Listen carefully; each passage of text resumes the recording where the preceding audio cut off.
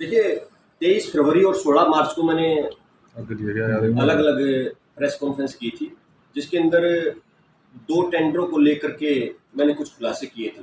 नागरिक अस्पताल सोनीपत के अंदर सरकार के जो नियम थे उनको दरकिनार करते हुए अपने चहेतों को लाभ पहुंचाने की नीयत से टेंडर अलॉट कर दिए गए। उसको लेकर के प्रेस कॉन्फ्रेंस की गई थी, लेकिन जैसे ही प्रेस कॉन्फ्रेंस हुई तो जो कहते हैं ना, जब चोर होते हैं जो लोग, उनको सबसे पहले दर्द होता है, वो पहले सबसे पहले तिलमिला उठते हैं। तो वही हालात मुझे तो सिर्फ संदेह था कि ऐसा हो सकता है कि नागरिक अस्पताल की मुख्य स्वास्थ्य अधिकारी भी इसके अंदर शामिल हो। लेकिन जिस प्रकार से मेरे पास डिफेमेशन का, चरित्र हनन के आरोप लगा करके, ब्लैकमेलिंग, एक्सटोर्शन के आरोप लगा करके, डिफेमेशन मतलब इनका जो लीगल नोटिस अधिवक्ता के थ्रू, और एक शिकायत जो कि 367 5A जिसका नोटिस नंबर है, मेरे को सेक्टर 27 थाना से प्राप्त हुआ, जिसके अंदर मुझ पर 6 आरोप उस शिकायत के अंदर लगाए गए। ये आरोप नागरिक अस्पताल में कार्यरत CMO के द्वारा लगाए गए। वो महिला है या पुरुष है, इससे मुझे कोई फर्क नहीं पड़ता। मेरी लड़ाई भ्रष्ट सिस्टम के साथ है, भ्रष्टाचार के खिलाफ है। वो महिला है या पुरुष है, ये वो बाद में है, लेकिन संवैधानिक पद के ऊपर बैठ करके आप महिला कार्ड खेलते हुए और मेरी आवाज को, जनता के पैसे की हो रही लूट को रोकने के लिए, दबाने के लिए इस प्रकार के हथकंडे अपना रही है, तो ये शर्मनाक है। मेरे ऊपर आरोप लगाया गया साइबर अपराध और मॉर्फिंग का करते। मेरे ऊपर आरोप है एक महिला अधिकारी की गरिमा को ठेस पहुंचाना। मेरे ऊपर आरोप है मान हानिकारक YouTube सामग्री प्रसारित करना। चौथा आरोप है किसी तीसरे व्यक्ति को शामिल करते हुए टारगेटेड हरासमेंट करना। 5वां आरोप लगाया जबरन वसूली और ब्लैकमेलिंग, एक्सटॉर्शन और ब्लैकमेलिंग। 6ठा आरोप लगाया आदतन शिकायत करने वाला। ये 6 आरोप मेरे ऊपर लगाए। मैं आज इसका रिप्लाई जो है थाना के अंदर जो संबंधित IO से मेरे पास व्हाट्सएप मैसेज मुझे प्राप्त हुआ था, उनको मैं वहाँ शामिल जांच होकर के मैं दे के आया हूँ। इसके अंदर मैं एक बात स्पष्ट कर देना चाहता हूँ, जो मैंने इस नोटिस के अंदर कुछ मुख्य बातें बताई गई मेरे द्वारा, वो है कि मेरे द्वारा उठाए गए सभी मुद्दे तथ्यों के आधार पर, दस्तावेज के आधार पर और सार्वजनिक हित पर आधारित हैं। इनमें किसी भी प्रकार की साइबर अपराध, मॉर्फिंग, महिला की गरिमा को ठेस पहुंचाना, मानहानि, जबरन वसूली या ब्लैकमेलिंग शामिल नहीं है। हम किसी महिला की गरिमा को ठेस पहुंचा दी, भाई सामने जो संवैधानिक पद है CMO, चीफ मेडिकल ऑफिसर, मुख्य स्वास्थ्य अधिकारी, उसके ऊपर महिला या पुरुष हो, मैंने सोच के तो ये चीजें नहीं उठा रखी ना। मैंने कभी मीडिया के माध्यम से कभी मैडम का नाम लिया, लेकिन मैडम खुद कह रही कि मेरा चरित्र हनन किया गया है प्रेस में, तो सरासर गलत है। इस प्रकार के हथकंडे, महिला कार्ड खेलना आपको ऐसी गरिमामयी पोस्ट के ऊपर बैठ करके शोभा नहीं देता। मैंने तथ्यों के आधार पर, कागज सामने रखते हुए, मीडिया के सामने रखते हुए सरकार तक हो रहे भ्रष्टाचार को पहुंचाने की कोशिश की है। आप भी अपने कागज तथ्य रखते जब आपने PC बुलाई अपने नागरिक अस्पताल के अपने दफ्तर के अंदर, तथ्यों के आधार पर मुझे झूठा साबित करते, तब आप मुझ पर मानहानि करते कि मेरे जो है पोस्ट को गलत तरीके से असेसमेंट उनके द्वारा किया गया है मीडिया में, तो ये सरासर गलत है। जो 2 टेंडर ID इसके अंदर लिखी हुई है, मैं प्रेस नोट आपके पास भेजूंगा, वो भी दिखाऊंगा कि भाई इनके अंदर मैंने बोला था कि अनियमितता बरती गई, मनमाने तरीके से शर्तें चेंज हुई। सरकार की किसी गाइडलाइन के अंदर वो शर्तें नहीं लिखी गई थी कि 100 किलोमीटर के दायरे के अंदर आपको टेंडर देना है, या एक ही जगह की 5 कंपनियां एक ही व्यक्ति से संबंधित है। तो कौन बेवकूफ इस धरती के ऊपर कि 5 टेंडर जो हो वो एक ही व्यक्ति के पास जा रहे हैं? क्या अलग अलग कंपनियों के पास नहीं जा सकते थे? क्या हरियाणा के अंदर सिर्फ करनाल में कंपनियां हैं? क्या अगर आप टेंडर नंबर भी बता दें तो बेहतर रहेगा, क्योंकि पब्लिक आपको लाइव देख रही है। टेंडर ID 2025 HRY 477781 और 225 HRY 471938 ये 2 टेंडर ID हैं। उसके बाद मुद्दों का जवाब देने की बजाय बेबुनियाद आरोप लगाकर पुलिस विभाग को शिकायत देकर मेरी आवाज दबाने का प्रयास किया गया। जब आपने डिफेमेशन लीगल नोटिस मेरे पास भेज दिया 19/3 को, तो कोई औचित्य ही नहीं रह जाता पुलिस में कंप्लेंट करने का। जब आप खुद कानूनी लीगल जा चुके हो, मेरे पास आपने नोटिस भिजवा दिया अपने अधिवक्ता के द्वारा, तो आप फिर शिकायत दे करके पुलिस के पास क्या करने जा रहे हो? पता नहीं सलाहकार कौन है, खुद उनके ही पैरों पर कुल्हाड़ी मार रहे हैं। मैंने अभी तक सोचा भी नहीं था कि मैं कोर्ट में जाऊंगा। अब मुझे मजबूरन मेरे रास्ते मैडम सीएमओ के द्वारा खोल दिए गए हैं। मैं फ्री हूँ, स्वतंत्र हूँ कोर्ट में जाने के लिए भी, क्योंकि सरकार से यहाँ के जो स्थानीय विधायक है, स्थानीय नेता है, प्रदेश अध्यक्ष है, जिला अध्यक्ष है, यहाँ के भाजपा के नेता लगातार अपने जी हजूरी करवाने में लगे रहते हैं अधिकारियों से। वो कभी भी जाकर के नहीं जागते अस्पताल के अंदर क्या हो रहा है। तो अब तो मजबूरी हो गई कि सरकार के नुमाइंदों ने जब संज्ञान नहीं लिया, अधिकारियों ने जब संज्ञान नहीं लिया, डीजी हेल्थ के लगातार मैडम उसके आदेशों की अवहेलना कर रही है, तो मुझे कोर्ट का दरवाजा खटखटाना पड़ेगा। आधार मेरे पास ये है, सभी जो आरोप है वो निराधार है, और मैं अब आप भविष्य में भी इस प्रकार के जो खुलासे हैं वो करता रहूंगा। बहुत जल्द आपको आशा वर्कर भर्ती घोटाला आपके सामने मैं लेकर के आऊंगा। जिस प्रकार से नौकरी देने, क्योंकि चौटाला साहब ने नौकरी दी थी, 10 साल की सजा काट करके आए हैं, वही हालात सोनीपत के अंदर मैडम के द्वारा किए गए हैं। अपने चहेतों को नौकरी पर रख लिया, जो योग्य उम्मीदवार थे उनको हटा दिया, जबकि लिस्ट बनी थी योग्य उम्मीदवारों के साथ। तो ये खुलासे हम इन चीज़ों से, भगत सिंह राजगुरु, सुखदेव चंद्रशेखर आज़ाद, बिस्मिल्लाह खान, ये सब जेलों के अंदर डाले गए थे, कोई नहीं डरा था। हम उनके पद चिन्हों पर बाबा जी के संविधान को मानने वाले लोग हैं, हम भी इन चीज़ों के ऊपर चलते रहेंगे।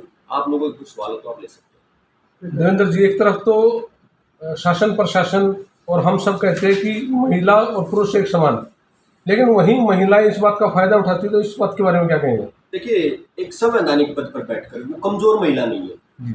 एक तो कमजोर महिला होती है कि ठीक है वो कोई कुछ काम नहीं कर रही है, कुछ भी है, हमने उसको बोल दिया हो, अगर हमने बोल दिया होगा तो हम हर से उस गलती को स्वीकार करेंगे, हम उसके अंदर अड़ेंगे नहीं। लेकिन एक संवैधानिक पद के ऊपर बैठे हुए हैं, आप सीएमओ हैं, नागरिक अस्पताल के मुख्य स्वास्थ्य अधिकारी है, आपके अंडर पूरे सोनीपत जिले की जितनी पीएचसी यूएचसी जो आती है वो सारी आपके नीचे आती है, और आप कमजोर तरीके से आप करें, आपका चरित्र हनन कर दिया गया। आप डिफेमेशन महिला कार्ड खेल रही है, और वो भी ऐसे व्यक्ति के साथ कि जो सिर्फ भ्रष्टाचार उजागर करना है। आपकी जवाबदेही बनती है जनता के टैक्स के प्रति जो लूट हो रही है, सरकार के खजाने की जो लूट हो रही है, आप जवाबदेह हैं कि आपने किस प्रकार से गलती, अगर नहीं की है तो तथ्यों के आधार पर आप दिखा दीजिए कि देवेंद्र गौतम गलत बोल रहा है। आपके पास डॉक्यूमेंट आपके हैं, मेरे दिखाने वाले कोई मैंने गरा फैब्रिकेटेड डॉक्यूमेंट थोड़ी है, सरकारी कागज है। जितने भी मैंने ये फाइल रखी हुई है, 1000 के आसपास पेज है, सारे सरकारी कागज है, मैडम सीएमओ के सिग्नेचर है। तो मैं कैसे फैब्रिकेटेड नहीं आपको बता दो, आप मेरे साथ बैठ करके पीसी कर लीजिए, मैं आप भी दिखा दीजिए, मैं भी दिखा देता हूँ। एक और बड़ा सवाल है, एक तरफ आप कह रहे हैं कि करनाल में ये टेंडर दिए गए, तो क्या सोनीपत में ऐसा कोई भी जो है ठेकेदार नहीं है जिसको ये टेंडर दिए जा सकते थे? देखिए, अपने चहेतों को लाभ पहुंचाने की नीयत से और खुद को लाभ पहुंचाने की नीयत से कहीं ना कहीं इसके अंदर संदिग्ध जो है सिचुएशन यहाँ दिखाई दे रही है। ये जांच का विषय है। जांच मैंने डीजी हेल्थ को भी रिक्वेस्ट की थी, मीडिया के माध्यम से भी वहां तक बात पहुंची है, लेकिन उस पर कोई कार्रवाई नहीं हो रहा। तो अब कोर्ट का दरवाजा जो हमारे लिए खुला है, हम कोर्ट के अंदर जाकर इसकी तस्दीक कराएंगे। ये हम इसमें कार्य जो भी हमारी तरफ से बनेगा लीगल रेमेडीज वो अपनाएंगे। क्योंकि आप पूर्व नेता रही हैं और एडवोकेट भी, लीगल नोटिस आपको मिला, थाने में आपको बुलाया, बयान आपको दर्ज कराया, एक्सपोज आपने किया है, घोटाले को एक्सपोज किया, क्या उसकी मिलाहट है या फिर कोई व्यक्तिगत रंजिश? देखिए, व्यक्तिगत रंजिश तो नहीं, मैं अभी इस बात पे नहीं कह सकता, लेकिन दिल मिलाहट जरूर है, हड़बड़ाहट बोल है ये। क्योंकि आपको अगर आपके ऊपर आरोप लगे हैं तो आप सहन शक्ति अपनाते हुए शालीनता के साथ उसका रिप्लाई दे सकते हैं। जो डॉक्यूमेंट मैंने मीडिया के सामने समक्ष रखे हैं, प्री कॉन्ट्रैक्ट इंटीग्रिटी पैक्ट है, आपके एफिडेविट मैंने दिखाए हैं, आप वहाँ निकाल करके मीडिया को दिखा सकते थे ना, आपने पीसी बुलाई, लेकिन नहीं दिखाए, सीधा आरोप लगा दिए, मेरा चरित्र हनन कर दिया, डिफेमेशन मानहानि कर दी, ब्लैकमेलिंग, एक्सटॉर्शन। आप कैसे प्रूफ करेंगे एक्सटॉर्शन मैंने किया, जबरन वसूली, ब्लैकमेलिंग कैसे प्रूफ करेंगे मैंने खुद पैसा मांगा, जबकि मेरे पास एविडेंस है कि मेरे पास डिमांड भेजी गई है चुप रहने के लिए पैसों की, और मेरा कोई नजदीकी मित्र है, मैं उसका नाम नहीं लेना चाहता, और मैं मैडम और वो शुभम, मैं दोनों को आगाह कर देना चाहता हूं कि मैं जिस दिन नाम खोलूंगा तो वो सारी ऑन रिकॉर्ड मेरे पास है कि मेरे पास डिमांड भेजी गई है। शुभम का आपने जिक्र किया, उसमें मैडम सीएमओ ने कहा कि जो कंपनियां हैं, 3 कंपनियों का आपने नाम लिया था और कहा था शुभम की है, तो मैडम का कहना कि एक बंदा नहीं है, अलग अलग कंपनियां नहीं, एक ही बंदे हैं। मैंने उसके आपको अभी दोबारा भी मैं पेपर दे दूंगा, पैन कार्ड सेम है, शुभम ही उसको लीड कर रहा है। उसका जो जीएसटी नंबर, उसकी जो जीएसटी रिटर्न जा रही है वो सबमिटेड बाय शुभम है, वही पैन कार्ड है।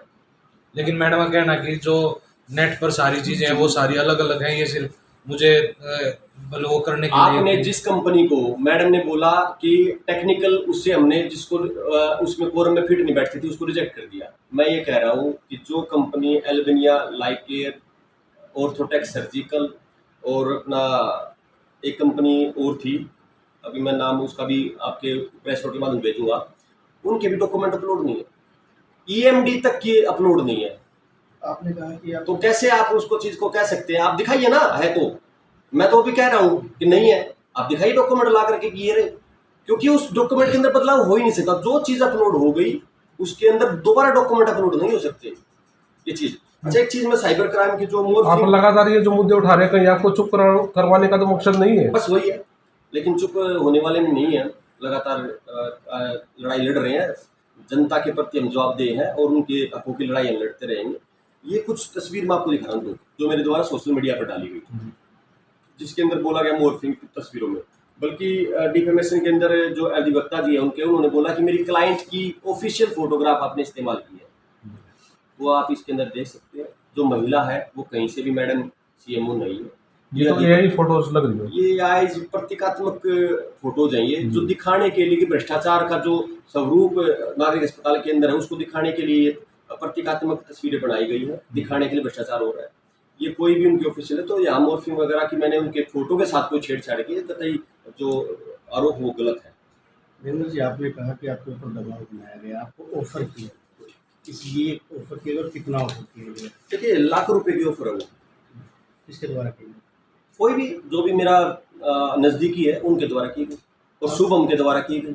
तो शुभम कहाँ से कन्वर्ट हुआ? मैडम के द्वारा कन्वर्ट हुआ। आपने कहा कि कुछ नेता जो है इसमें शामिल है, आपको दबाव बनाने, क्या नेता बना? मैंने ये अभी बिल्कुल नहीं कहा, मैंने ये कहा कि राजनीतिक संरक्षण प्राप्त मेरे ऊपर नेता कोई दबाव, में सबको पता है कि मैं दबाव नहीं सहन करता। मैं एफआईआर दर्ज करवाई है, सरकार ने की है, ये राजनीतिक संरक्षण प्राप्त ये भ्रष्टाचार है।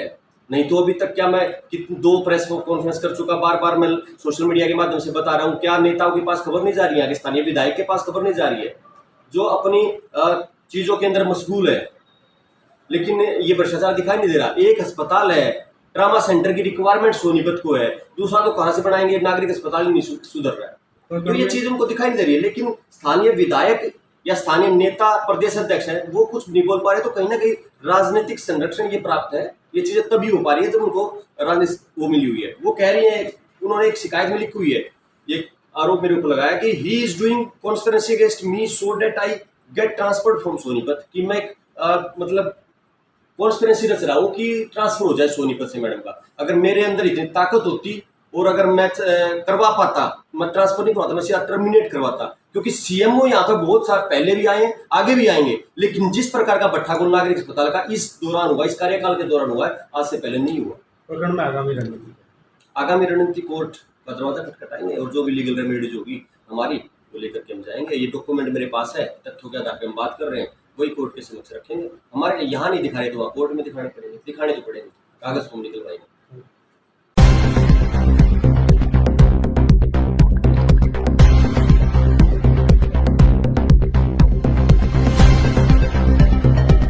नाइन्टी 95% पेरेंट्स अपने बच्चों को मार्शल आर्ट्स नहीं करने देते। उन्हें लगता है क्या है, ये मारपीट, चोट लग जाएगी, ये हो जाएगा, वो हो जाएगा। बट उसके बाद वो सोचते हैं मेरा बेटा वीक क्यों है, या मेरी बेटी कमजोर क्यों है, ओवरवेट क्यों है, लेजी क्यों है, फोकस्ड क्यों नहीं है। Boss, martial arts training is not just about kicks and punches and fighting. Martial arts training is about making you a warrior. आपका कैरेक्टर डेवलपमेंट, आपको ब्रेवरी सिखाना, हिम्मत सिखाना, आपको एक नेवर गिव अप एटीट्यूड देना, आपको डिसिप्लिन देना, फोकस देना, ये सारी चीजें हैं जो मार्शल आर्ट्स करता है। और अगर आप चाहते हो आपका बच्चा इस जिंदगी में सक्सेसफुल हो, हेल्दी हो, खुद की रक्षा कर सके, अपने लव्ड वंस की रक्षा कर सके, तो मार्शल आर्ट्स एक ऑप्शन नहीं है, ये मस्ट है। हाँ, डोजो में, ट्रेनिंग में आपका बच्चा गिरेगा जरूर, लेकिन गिर के उठना भी सीखेगा। एंड जिंदगी में अगर अपने बच्चे को पावरफुल बनाना है तो उसको शेल्टर मत करो, बल्कि उसको वो टूल्स दो जिनसे वो जिंदगी के उतार चढ़ाव को हैंडल करके आगे बढ़ सके. So always make your kids do martial arts.